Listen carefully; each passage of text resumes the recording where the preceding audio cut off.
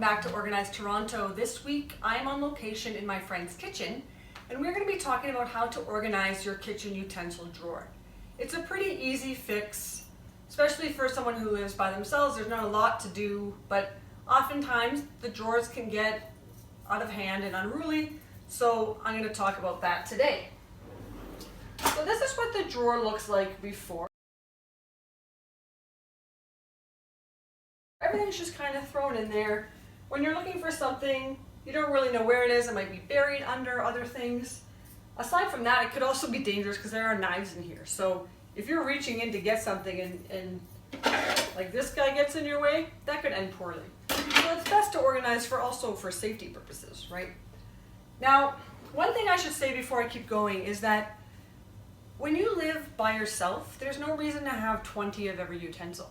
For myself, I'm alone. The only space I have ever to have company over would be for one other person.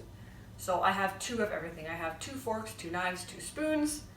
And so that keeps things easy because once I'm done with it, I wash it and it goes away. There's never a pile up of things. For my friend here, she has a bit more space, so she can fit probably about 4 or 5 people here for dinner if she wanted.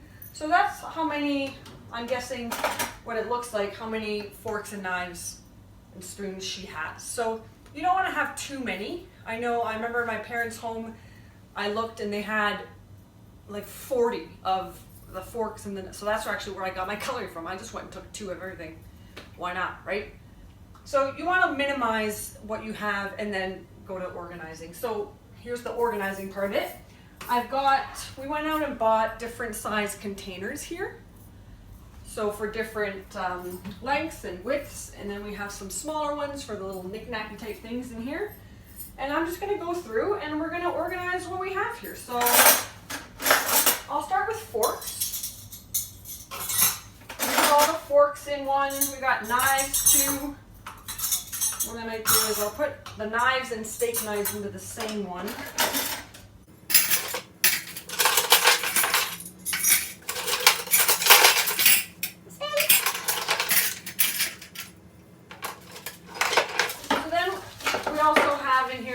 Separate takeout things like chopsticks and whatnot.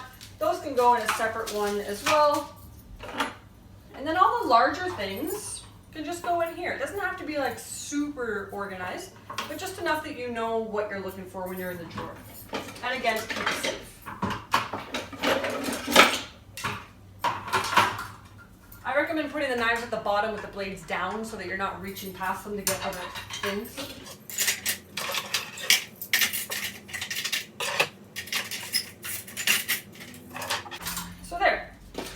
Takeout menus, I'm going to keep those on the bottom. We can put this over top. And then little things like corkscrews, they can go in this guy right here. And then she's got a bunch of candles and a lighter. So the candles and lighter can also go in this other little one. So that's perfect. Everything has a home now. And it'll be a lot easier to keep track of all this. So we'll see if this all fits. Hopefully it does, otherwise this video was for nothing.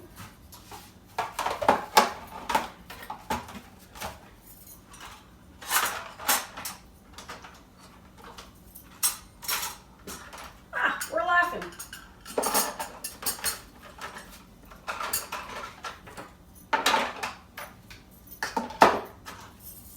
Ta-da!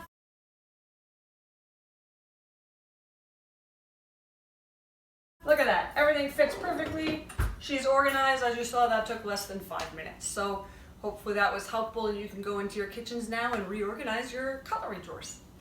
Tune in next week for something else. Also, don't forget to check me out on Instagram and Twitter at Organized Toronto, or you can check out the website www.konmari.ca for any more exciting things that are coming up, or if you just want to book me because you're overwhelmed and can't do it yourself.